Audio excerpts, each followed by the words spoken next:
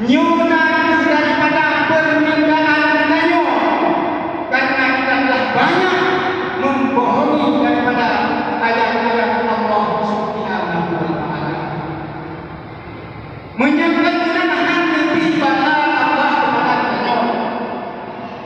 Maka mari kita merenungkan, hai para pejabat, mari kita merenungkan dosa apa yang telah kita berbuat di permukaan bumi Allah, sehingga Allah menurunkan bala kepada kita. Patutlah ada kebijakan-kebijakan di dalam pemerintah yang hanya tak buat keadilan di permukaan bumi Allah.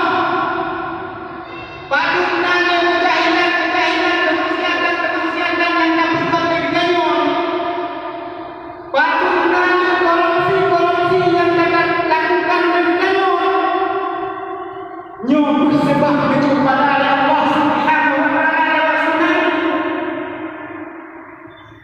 Maka jika Allah memberikan bala, hanya seorang manusia pun yang sanggup melawan dan menghadaunya. Hei para pemimpin, para ulama-ulama, dosa apakah yang telah kita biarkan?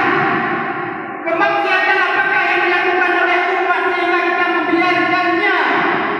Sehingga Allah Subhanahu wa Ta'ala melimpahkan